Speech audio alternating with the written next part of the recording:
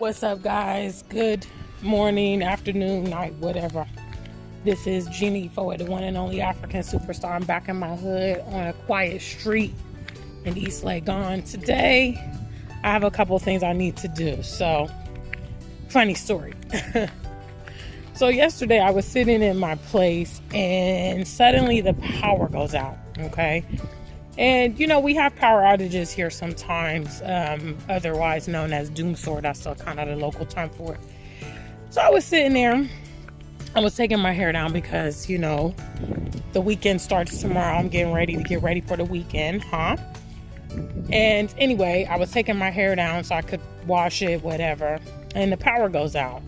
So it made my room really hot. There was no, fan going on. So I came outside and I was just kind of taking it down outside. So the landlord's walking around and he's like, yo, Gina, because they never see me do anything like that outside. So he said, well, you outside, what's going on? I said, yeah, man, there's light out. So he was like, no, it's not light out. And he flips on the switch in the corridor in my place and the light comes on. He's like, I think your meter's run out. So here, you kind of have prepaid electricity. And I swear to God, I think my meter's been broke for like 2 years because I literally, for 2 years, I've paid about 600 CDs in electricity. Now, true enough, I don't use a lot of electricity. I don't have an air conditioner. I don't have, you guys are more fancy than me. I believe in modest living. So I don't use that much electricity per se, I would say. However, I think 600 CDs for 2 years you just can't beat that. But anyway, I don't know if it's a glitch. I don't know whatever happened. So typically, because I just had, pretty much consistent power, I just never thought about it. So apparently the meter ran out yesterday for the first time ever. So today, I'm actually going to head to the ECG office to top up my electricity and get it added to the app. They have an app where you can pay and manage it and whatever. So that's the game plan for today. So it's actually kind of close to American House, which is it's a landmark here in East Legon. A lot of people talk about American House. And when I first came here, I'm like, what is American House? It's literally a building that says American House. So the ECG place is close to there. So today, we're going to head on down there, pay the ECG bill, then the salon. I really do need to go to the gym, but I don't know if we're going to make it because after I do them toes, I'm not going to want to put in shoes to mess up the pedicure. Anyway, here we go. So one of the things that I love about the continent, for instance, is how lively it is on a daily basis. Living in the UK and then coming here, it's like everything is really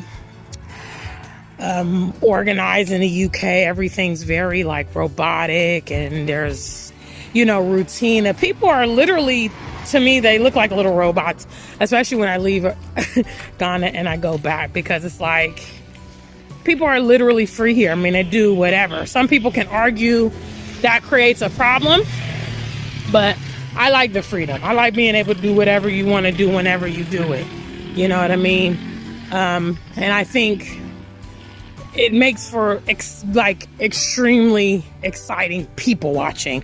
If you're someone who likes people watching, you're going to love doing it here in Ghana or on the continent, because you will see extraordinary things. You will see people tying all kind of things to the top of their car. Sometimes you can see animals maybe on the side of the road, chickens or goats or something.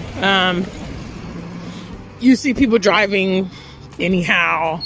It's just amazing. It's just so much life happening every day. So yeah, this is one of these amazing houses in Ghana, man. I'm telling you, I really want a mansion, but I don't know how we're gonna make it happen. People are just building, doing their own thing.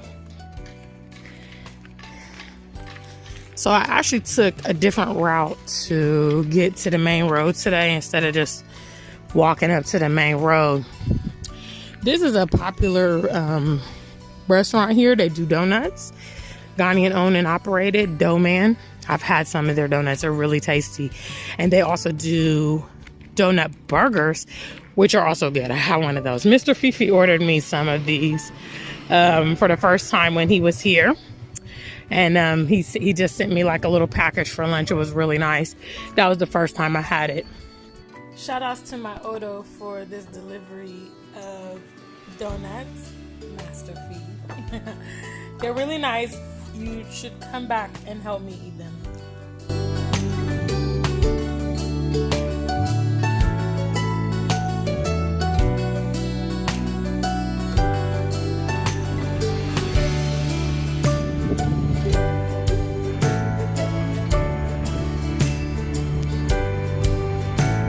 Say that 10 times as fast.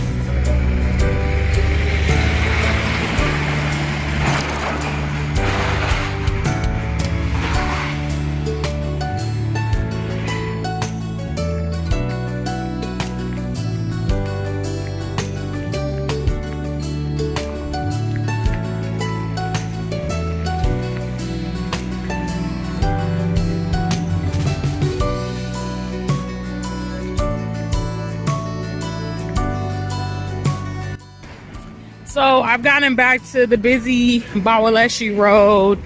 There's more, you know, lots of shops and whatnot around here. There's another Domain Cafe. That's actually the headquarters, I believe, what I showed you back there. So, you know, obviously I told y'all about the situation. I can't be recording right on the roadside, but just to give you a glimpse. So basically the ECG power office is just straight up this road. When you go and you get to the junction, it's right there.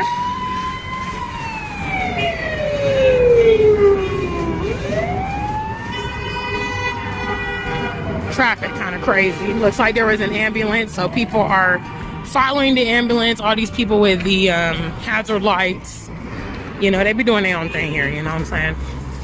These are some of the posh new apartments for rent here in East Legon. It probably costs unbelievable amounts.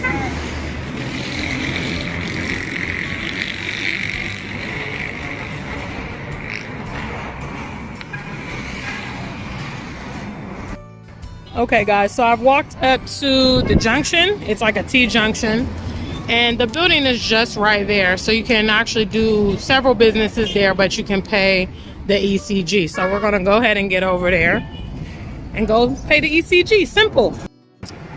Okay, so on the sign you can see all the different stuff they do at this particular location, and this is the ECG logo. So if you are looking for places around Accra to pay your ECG bill, you can do that. You can also see that they have the MTN, the Airtigo, and the Vodafone there. So you might be able to do some Momo transactions or whatever. I don't know. So we're just gonna go up in here and pay this little bill real quick. Okay guys, so I just took care of my bill back there at the ECG shop and it was yet another adventure. I accidentally sent my Momo payment to the wrong vendor. They have these vendor numbers where you can just send the payment. So I had to call MTN and reverse the payment. Fortunately, everything went kind of smooth. You know, I called MTN, they saw the transaction, they reversed it. The only downside is if you reverse MTN transactions, it can take up to 15 days. So make sure, you know, if it's your last little bit of money, make sure you are putting your number in correctly into the system. I'm now gonna head back to the crib. I've decided that I need to go to the gym. I can't skip another gym day. I skipped a day yesterday to take my hair down. And I'm going to go to the gym and I'll go to the salon last so that I don't spoil my pedicure. So today's topic, obviously, is the title of this vlog. I wouldn't be a celebrity YouTuber if I didn't make you watch at least half of the video before talking about the topic. The topic is actually a comment that someone made to me.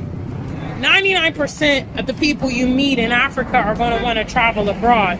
And I obviously want to say that although many want to travel abroad, many, I probably say definitely more than half of the people you meet are going to want to go.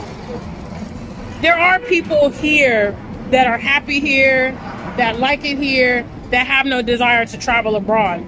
I found that people that are able to sustain themselves here and make a living happen to fall in this category. For instance, where I live, the community I live in, there's many affluent people, rich people, people with businesses, etc., etc. Many of them simply travel abroad for holidays, but they live here because they know that their quality of life here in Africa is going to be much better than the West. Those that will be more inclined to want to travel are those that don't have much going on for themselves here. Okay? If they're not employed, if they're struggling, if they don't have stable housing, these kind of things will lead them to want to travel abroad. A lot of times people that are uneducated, because the brainwashing and the marketing of the West is so heavy here on a continent, it makes people want to go sometimes, especially if their circumstances aren't great. When you are dating, ladies, obviously I've talked about it, you totally need to be mindful of the person you're dating, what he has going on for himself, what are his future aspirations. Some people are very, very good at masking this. Some people are professionals, in this matter. But you still need to do your due diligence. And I think, communicating to them early in the game that you don't have intentions of returning to the West, or you don't have intentions of taking them to the West, or whatever, it will, make them to understand that, okay, if I'm with this person, that may not be on the table. You have to ask yourself the question of why would such an eligible man or lady not be interested in anyone that's around them. It can't just be that you are you're the only person that's met them like in the last 10 or 15 years. Sometimes this means they're motivated, and that's just the reality. Immigration, it's a big thing. So, I just kind of wanted to respond to that because I was having a conversation and this came up. Somebody said 99% of the people in Africa want to travel. There's some truth to it, but I'm not going to say it's like that per se. I think it has a lot to do with your demographics. If you're living in a place, for instance, a lower income place, a lot of poverty, a lot of unemployment, then probably a lot of the people you meet, that's going to be their connotation. If you are fraternizing with professionals, things like that, or maybe even people that have traveled before, they'll be able to relate and understand with your experience more because they've actually had a taste of that or seen a bit of that. Some people here in Ghana, they have family members that have already moved abroad. So they hear the stories and they know what it is, or they've gone to visit them, these things. So yeah. That's my thoughts on that topic.